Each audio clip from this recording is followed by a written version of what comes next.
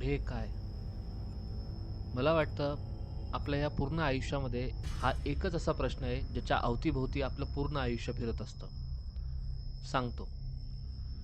पुढे काय हा प्रश्न आपण स्वतःला एवढ्या वेळेस विचारतो, की ह्याच्याने आपण ठरवतो की पुढचं आयुष्य कसं जगायचं. उदाहरणार्थ कॉलेज झालं, आता पुढे काय?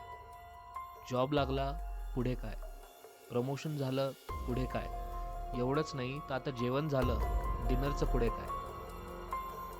पण हाच प्रश्न जर तुम्हाला एका हॉस्पिटलमध्ये एका पेशंटने जवळ येऊन विचारला तर? नमस्कार, माझं नाव सुमित आणि आज मी तुम्हाला माझ्याबरोबर घडलेली एक सत्य घटना सांगणार आहे. जर तुम्ही सबस्क्राईब केलं नसेल तर लवकर सबस्क्राईब करून टाका, कारण की आजचा हा एपिसोड खरंच भयानक असणार आहे आणि तुम्हाला हा एपिसोड विचार करण्यावर मजबूर करेल, की हा जो प्रश्न आहे, पुढे काय? त्याला तुम्ही ह्याच्यापुढे कोणत्या अँगलने बघाल? तर हा किस्सा साधारणतः 3 वर्षापूर्वींचा आहे. तर जसं मी तुम्हाला आधी सांगितलं, की मी एक क्लिनिकल रिसर्चर आहे. म्हणजे माझं काम आहे, की आपण जे भारताभरात कॅन्सरवर शोध चालतात, तर त्याच्या भारताभराच्या हॉस्पिटल्समध्ये क्लिनिकल ट्रायल्स चालतात आणि ती क्लिनिकल ट्रायल व्यवस्थित चालली आहे की नाही, व्यवस्थित डोसेस जात आहे की नाही, पेशंटला काही त्रास आहे की नाही, या सगळ्यांचं जे डॉक्युमेंटेशन असतं किंवा ट्रायल चाललेली असते. तर माझं काम आहे, की त्या हॉस्पिटलमध्ये जाऊन ते ट्रायलची देखरेख करणे. तर अशाच एका व्हिजिटसाठी मी पुण्यावरून पहाटे निघालो आणि एक साधारणतः 10, 10:30, 11च्या दरम्यान कोल्हापूरला पोहोचलो. जसं मी कोल्हापूरला कॅबमधून खाली उतरलो, हॉस्पिटलमध्ये पोहोचलो, मी माझ्या सहकार्याला फोन केला. मी फोन केल्यावर रोहितने मला असं सांगितलं, की "डॉक्टर शेट्टी तुम्हाला 4 वाजता संध्याकाळी भेटतील, तोपर्यंत तुम्ही रिसर्च फाइल्स बघून घ्या." रोहितला मी ओके म्हणालो आणि फोन ठेवला. मग रोहितचा 2 मिनिटांनी मला परत फोन आला.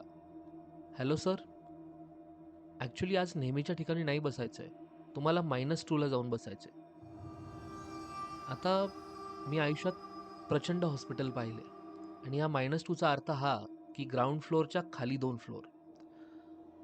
इथे मोस्टली प्रॉब्लेम हा असतो, की खाली अतिशय वातावरण थंड असतं आणि तुमच्या फोनला नेटवर्क येत नाही. आता माझं कामाचं स्वरूप असं आहे, की मी त्या फाइल्स तपासतो आणि तो जो काही डेटा त्यांनी टाकलेला आहे, तो मला कॉम्प्युटरवरही पाहावा लागतो, की बरोबर टाकला आहे की नाही.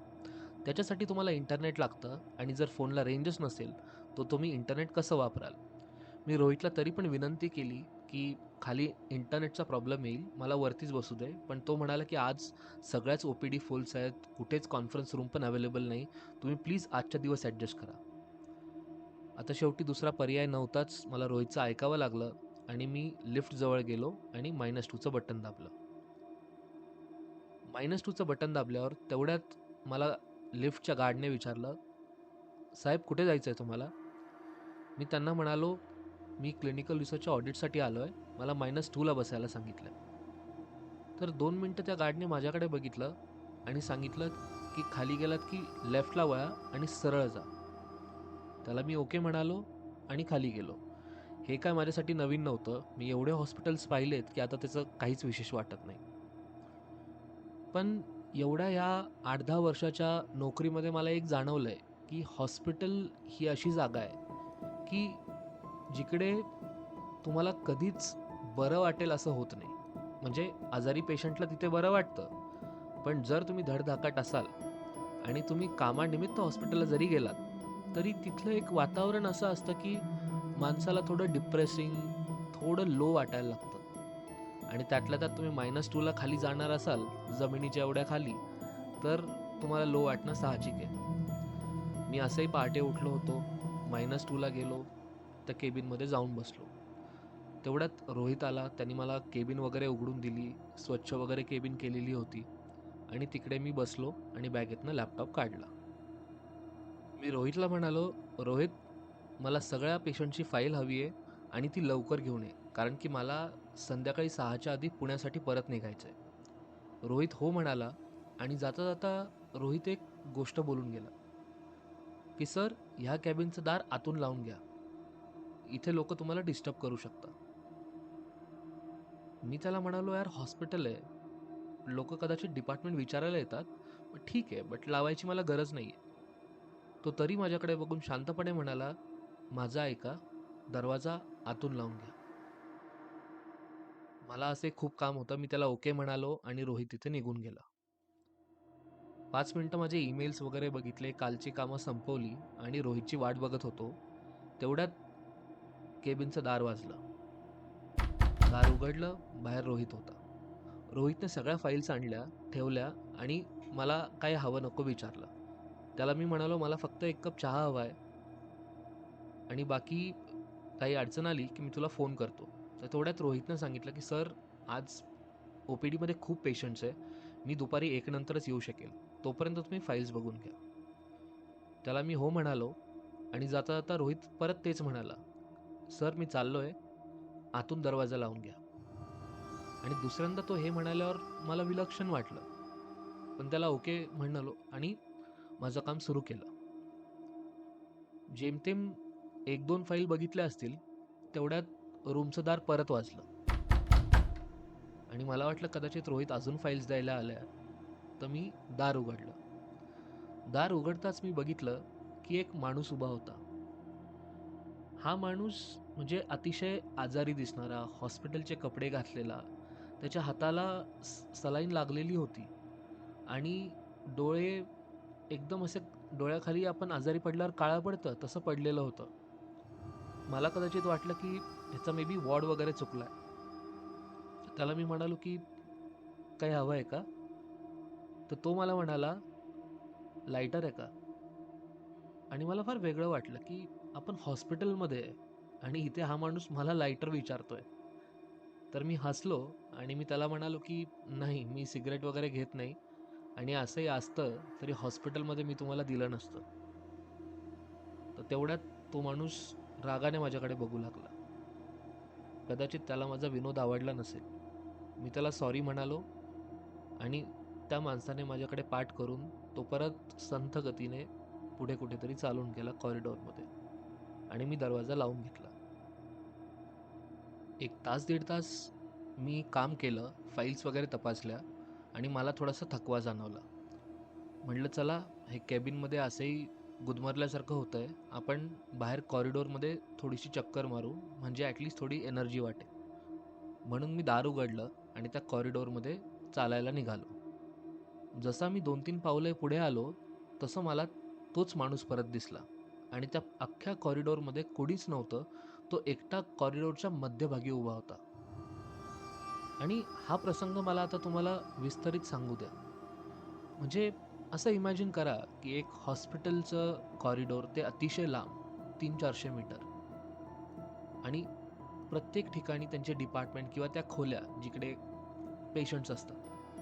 तर सहसा तिथे चहल-पहल असते. पण आज ह्या कॉरिडॉरमध्ये जिथे मीही नवीन होतो, हा एकटाच माणूस उभा होता आणि तो माझ्याकडे पाठ करून तिकडे उभा होता आणि तो चालत नव्हता.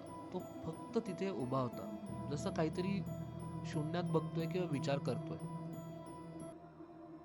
मी पाय मोकळे करायचे म्हणून हळू त्याच्याकडे चालत गेलो आणि त्याच्या बरोबरीने जाऊन उभा राहिलो. तर माझ्या पायांचा आवाज ऐकूनही तो माणूस मागं वळाला नाही. मला वाटलं कदाचित आजारी वगैरे असावा, म्हणून मी त्याच्या पुढे जाऊन उभं राहिलो. तर तो एक सरळ रेषेमध्ये बघत होता आणि मी उभं राहिलो तर तो सरळ माझ्याकडे बघत होता. मी त्याला म्हणालो, "वॉर्ड चुकलाय का? का तुम्हालाही इथे सफोकेटिंग होतं?" तर तो माझ्याकडे बघून म्हणाला, "नाही, तसं काही नाही." मी त्याला परत म्हणालो, की "सिगारेट वगैरे मी घेत नाही. नाहीतर तुम्हाला माचीस वगैरे कदाचित दिली असती. पण हॉस्पिटलमध्ये नका करू. इतर पेशंटला त्रास होतो."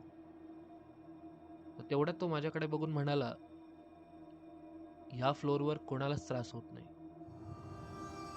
तर मला वाटलं कदाचित हा माणूस आजारी आहे म्हणून काहीतरी बोलतोय. मी परत पुढे निघून गेलो त्या कॉरिडॉरच्या शेवटपर्यंत आणि परत चालत त्याच माणसाकडे आलो. जसं मी त्याच्या जवळ आलो, तर त्या माणसाने मला विचारलं, "साहेब, तुम्ही इथलेच का?" तर मी त्याला म्हणालो, "नाही, मी कामानिमित्त आलोय. मी पुण्यावरून आलोय." मी त्याला विचारलं, "तुम्ही इथे कधीपासून?" तर तो माणूस म्हणाला, "2 दिवसापूर्वी एका ट्रकने मला उडवलं आणि त्याच्यानंतर मी इथे आलो." मी त्याला विचारलं, "मोठा असेल ॲक्सिडेंट? तुम्हाला काय झालंय?" तर तो म्हणाला, "साहेब, त्या ॲक्सिडेंटचं मला काही आठवत नाही, पण त्याच्यानंतर मी इथे आलो." आता ॲक्सिडेंट केसेसमध्ये बऱ्याच वेळेस मेमरी लॉस होते आणि माणसाला आठवत नाही. तर मी त्याला काळजीपोटी विचारलं, की "तुमचा वॉर्ड कोणता आहे मला दाखवता का? आपण तिकडे जाऊन बोलू." तर त्यांनी मला एक समोरचा दरवाजा दाखवला आणि म्हणाला, "इथे आत असतो मी." मी त्याला म्हणालो, "इथे डॉक्टर, नर्स वगैरे असं कोणी दिसत नाहीये आणि दरवाजा पण लॉक असल्यासारखा वाटतोय. मी बोलू का कोणाला?" तेवढ्यात मी खिशातनं फोन काढला आणि रोहितला लावला. पण -2 असल्यामुळे रेंज नव्हती. तर मी त्याला म्हणालो, "थोड्या वेळ माझ्या केबिनमध्ये बसा वाटलंस तर." तर तो मला म्हणाला, "तिथे नको. आपण इथेच बोलू." असंही मला थोड्या वेळ उभं राहायचं होतं. बसून-बसून पाठ अशीही दुखत होती. तर म्हटलं, "चला, आपण यांच्याशीच संवाद साधू." तर मी त्यांना विचारलं, की "तुम्हाला आठवत नाही म्हणजे?" तो माणूस मला म्हणाला, की "साहेब, म्हणजे पुढचं आठवतच नाही, की आता पुढे काय आहे?" मी त्याला म्हणालो, की "पुढे काय म्हणजे?" तो म्हणाला, "साहेब, मी परवापर्यंत काम करत होतो. कामावरून निघालो, सायकलवर चाललो आणि हायवे क्रॉस करत असताना एका ट्रकने मला उडवल्याचं आठवतं. पण पुढचं काही आठवत नाही आणि मी आता इथे आलोय. तर आता इथे पुढे काय मला कोणी काहीच सांगत नाही." तर मी सामान्य विचार करून त्यांना म्हणालो, की "तुमची ट्रीटमेंट चालू आहे. एकदा तुमची ट्रीटमेंट झाली, की तुम्हाला ते सोडतील." आणि तेवढ्यात त्या माणसाने मला एक असा प्रश्न विचारला, की मी 2 मिनिटं घाबरल्यासारखं झालो. तो मला म्हणाला, "साहेब, समजा मी त्या ॲक्सिडेंटमध्ये वाचलो नसेल, तर आता पुढे काय होईल माझं?" आणि मला हा प्रश्न जोकसारखा वाटला, की असं कोण विचारतो? आणि जर ॲक्सिडेंटमध्ये तू वाचला नसेल, तर मेल्यानंतर पुढे काय होतं हे कोणाला माहिती? तो माणूस मला म्हणाला, "साहेब, मी सकाळीच तुम्हाला पाहिलं होतं आणि ते एक दुसरे साहेब आहेत त्यांनाही पाहिलं आणि मला तुम्हाला हे विचारायचं होतं."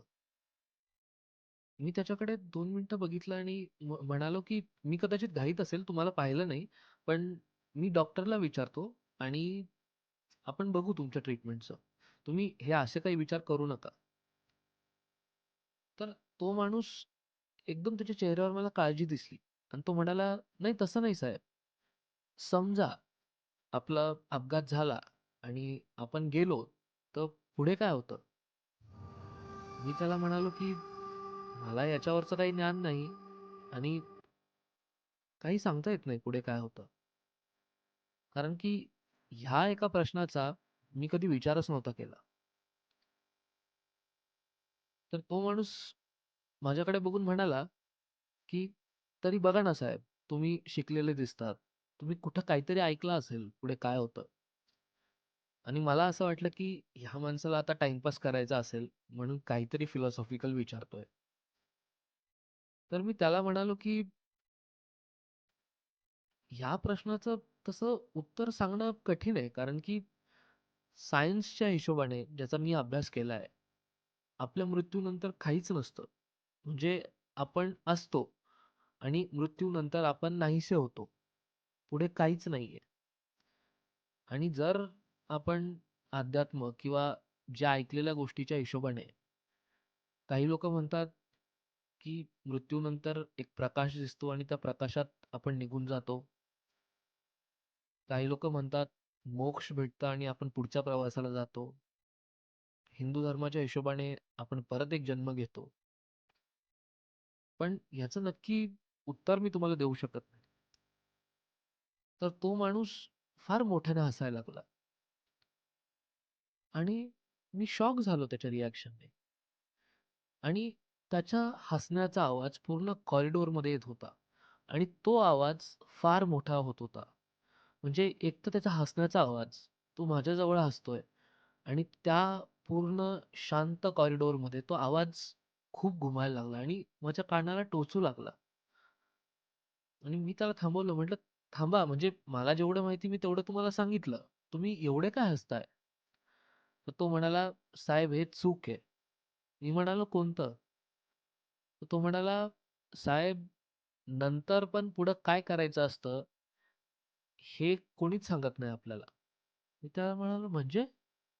म्हणतो, "साहेब, तुम्ही पुढचा प्रवास म्हणालात तो खरा आहे. पण पुढच्या प्रवासात कुठं जायचं, हे कोण सांगणार?" मी त्याला म्हणालो, की नाही, म्हणजे असेल काहीतरी." तर तो म्हणाला, "नाही साहेब, पुढं कुठं जायचं हे काहीच माहिती नाही. मी 3 दिवसापासून इथं आहे." आणि मला भीती वाटली. म्हटलं, 3 दिवसापासून इथं आहे म्हणजे? तेवढ्यात मागून मला रोहितचा आवाज आला. "सर." मी म्हणाला, "हां, ये रोहित. अरे मी तुलाच फोन करत होतो. अरे ह्यांना." आणि तो माझ्याकडे आला आणि म्हणाला, "हां, बोला ना सर." म्हटलं, "अरे इथे आत्ता एक माणूस होता. त्याला ॲक्चुअली डॉक्टरला भेटायचंय. तो विचारतोय की पुढे ट्रीटमेंटचं काय आहे?" तर त्यांनी माझा हात धरला आणि तो म्हणाला, "सर चला कॅबिनमध्ये जाऊन बसू."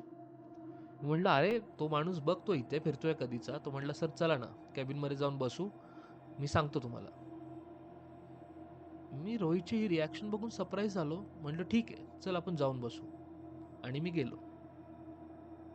रोहित मला घेऊन पटकन रूममध्ये आला आणि त्यांनी झटकन दरवाजा लावून घेतला. जसं काही तो फार घाईमध्ये असावा.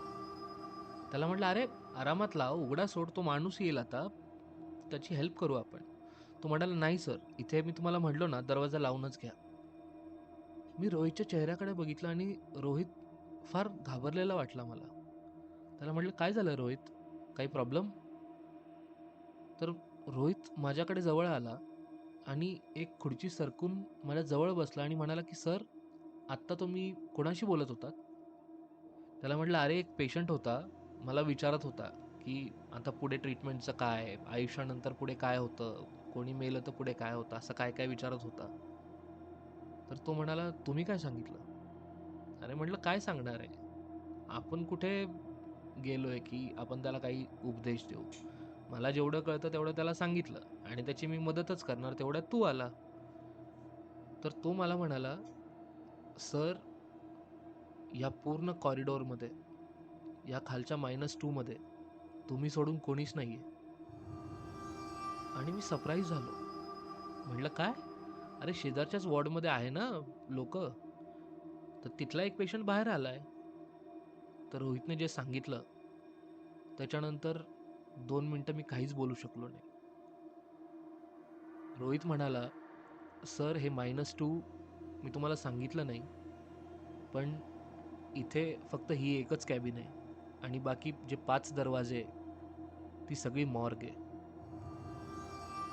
मॉर्ग जिथे मेलेले माणसं ठेवलेले असतात.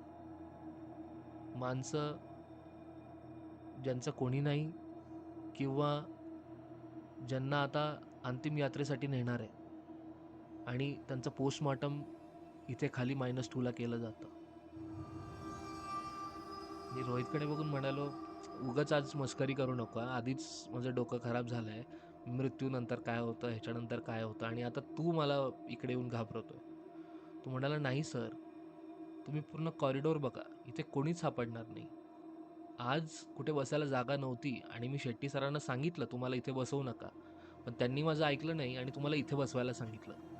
आणि इथे असेच अनुभव येतात." मी रोहितचा हात पकडला आणि त्याला म्हणालो, "चल बाहेर, मला दाखव. उगाच काही सांगू नको. 10 वर्ष झाले मी काम करतोय मेडिकल फील्डमध्ये. मी खूप हॉस्पिटल्स पाहिलेत. भूतं वगैरे काही नसतात." तर जसं मी त्या दरवाजाकडे गेलो, रोहितने परत कडीवर हात ठेवला आणि रोहित म्हणाला, "सर प्लीज ऐका माझं. बाहेर नको जायला. इथे खूप काही दिसतं." रोहितची ती भीती काय माहिती मला फार जेन्युइन अशी फार खरं वाटली. त्याला म्हणालो, "ठीक आहे, पण मग मला काही तुला प्रश्न विचारायचे." तो म्हणाला, "सर एक काम करूया का? चला आपण बाहेर जाऊ. आता लंचची वेळ झाली आहे. आपण लंच करूनच येऊ." आम्ही पटकन लॅपटॉप बंद केला, बॅग घेतली आणि त्या कॉरिडॉरने बाहेर आलो. जसं त्या कॉरिडॉरमध्ये आम्ही दोघं चालत होतो, तसं मला फक्त रोहित आणि माझ्या पावलांचा आवाज येतोय. बाकी पूर्ण कॉरिडॉर शांत आहे. तो प्रत्येक दरवाजा, त्याच्या बाहेर एक कुलूप लागलेलं आहे. आणि खरंच जेव्हा मी वरती वाचलं, तेव्हा तिथे काय रूमच्या बाहेर लिहिलं होतं, पोस्टमॉर्टम रूम, मॉर्ग, मॉर्ग 1, 2, 3, 4. आणि रोहित जे म्हणत होता ते खरं होतं. ज्यावेळेस त्या कॉरिडॉरच्या शेवटला आम्ही पोहोचलो आणि लिफ्टचं बटन दाबलं आणि लिफ्ट खाली आली आणि उघडल्यावर जो एक बेलचा आवाज होतो, तो बेलचा आवाजही एवढा तिथे मोठ्याने वाजला की मला स्वतःची हार्टबीट सुद्धा ऐकू आली. आणि आम्ही पटकन लिफ्टमध्ये शिरलो आणि ग्राउंड फ्लोअरचा बटन दाबून तो दरवाजा कधी बंद होतोय असं मला झालं.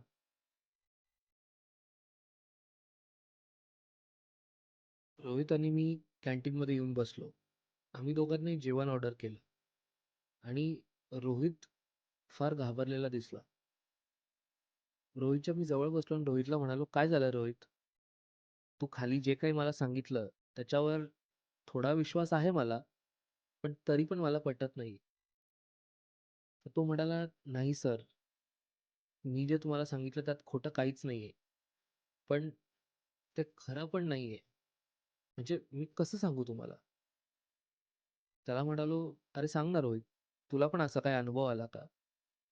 तर रोहित म्हणाला, "हो सर. इथे माझं जाणं-येणं असतं कारण की त्या ऑफिसमध्ये ते मला बसवतात आणि दुसऱ्या कोणत्याच ओ-पी-डीमध्ये जागा नसल्यामुळे मी रोज तिथे जातो. सुरुवातीला तुमच्यासारखंच मला एक मुलगी भेटली. नंतर एक म्हातारी आजी भेटली. नंतर एक कॉलेजचा मुलगा भेटला आणि नंतर एक आजोबा भेटले. आणि सर हे सगळे माणसं तुमच्यासारखेच मला कॉरिडॉरमध्ये फिरताना दिसले." मी त्याला म्हणालो, "अरे, पण ह्यांनी कोणी काही तुला केलं नाही?" तर रोहित घाबरला आणि त्यांनी कापणाऱ्या हाताने ग्लास उचलला आणि पूर्ण ग्लास पाणी पिऊन घेतलं त्याने. ग्लास त्याने खाली आपटला आणि माझ्याकडे बघून म्हणाला, "सर, जे टीव्हीमध्ये दाखवतात, जे आपण हॉरर शो बघितले, खरं तसं नसतं."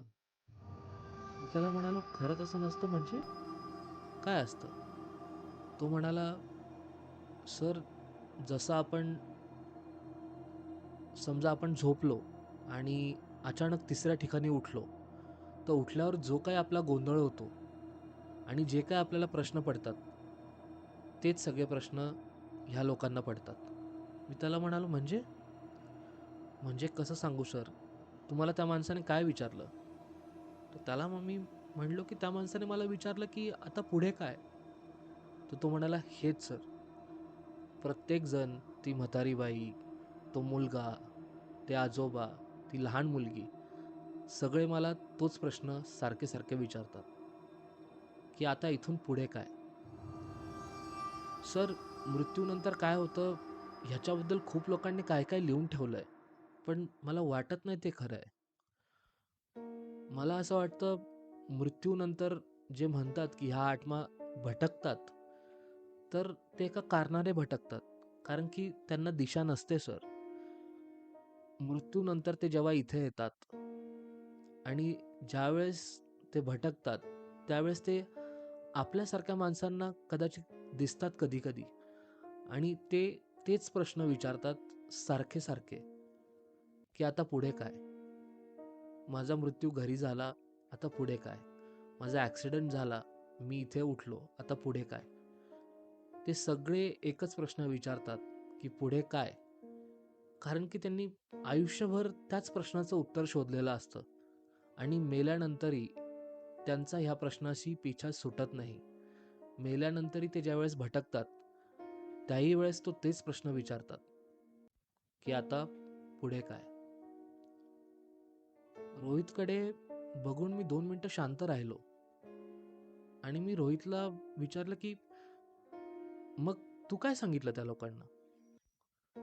तेव्हा रोहित म्हणाला की सुरुवातीला तर मी त्या लहान मुलीला सांगितलं की तू जा रूम मध्ये, मी नंतर बोलतो. पण नंतर मला एका वॉर्ड बॉयने सांगितलं की ह्या गोष्टी इथे अशा होतच असतात, तू लक्ष देऊ नको. असं समज ते नाहीच आहे. कोणी तुझ्या जवळ आलं, कोणी तुला काही विचारलं, तर काहीच उत्तर देऊ नको.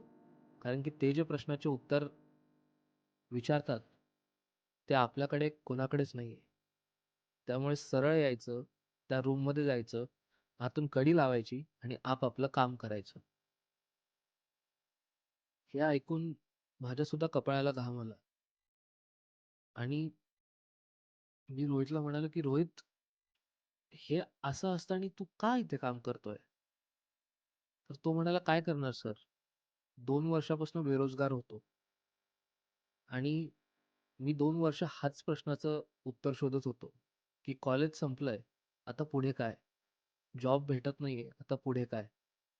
आणि इथे आल्यावर मला कळालं की माणूस मेला तरी हाच प्रश्न विचारतो, पुढे काय. मला ह्या सगळ्या आत्म्यांनी कधीच मला त्रास दिला नाही. ते फक्त भटकतात आणि फक्त प्रश्न विचारतात. पण मी त्यांच्याकडे लक्ष देणं बंद केलंय. मी रोज येतो, आपापलं काम करतो आणि निघून जातो. फक्त माझी अडचण तेव्हा होते, जेव्हा तुमच्यासारख्या लोकांना मला इथे आणावं लागतं. आणि असं काही जेव्हा होतं, त्यावेळेस ह्या लोकांना मला उत्तर देता येत नाही, की हे काय होतं आणि काय झालं. मी आतून घाबरलो होतो. कारण की फक्त मी तिथे भूत पाहिलं किंवा जे काही पाहिलं त्याच्यामुळे नाही. ह्याच्यामुळे की रोहितची अवस्था कशी आहे. म्हणजे तो काय फेस करतोय तरी त्याला काम करावं लागतंय. आणि सर्वात महत्त्वाचं म्हणजे, की जो प्रश्न मी पण स्वतःला रोज विचारतो, की आता पुढे काय? प्रमोशन झालं, पुढे काय? घर घेतलं, पुढे काय? जॉब लागला, पुढे काय? आता ही अडचण आलीये आणि मला आता समजत नाहीये, पुढे काय?